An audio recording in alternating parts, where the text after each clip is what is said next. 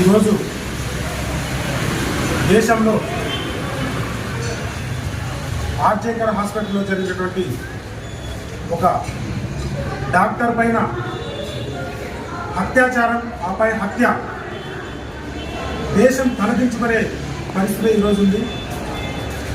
ఒక డాక్టర్ని అత్యంత కిరాతకంగా, దారుణంగా అఘాయిత్యం చేసి ఆమెను చంపినటువంటి దుస్థితి పైన రాష్ట్ర ప్రభుత్వం కానీ, ఈ యొక్క కేంద్ర ప్రభుత్వం కానీ ఎటువంటి చర్యలకు నోచుకోకపోవడాన్ని ఈ దేశం తలదించుకునేలా చేస్తుంది.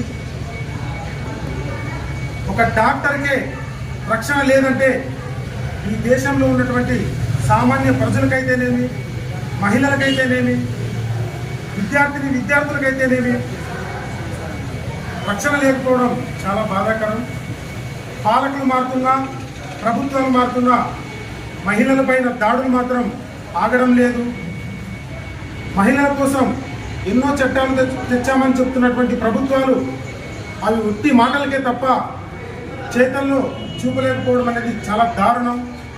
కేవలం అధికారాన్ని చేజెక్కించుకోవడం కోసమే మహిళలకు అనేక చట్టాలు కల్పిస్తున్నామని తల్లిబొల్లి మాటలు చెప్తూ నేటికి ఈ దేశాన్ని పాలిస్తూ మోసం చేస్తున్నారు.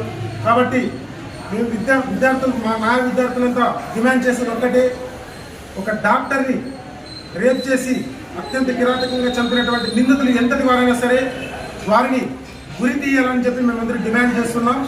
జై హింద్.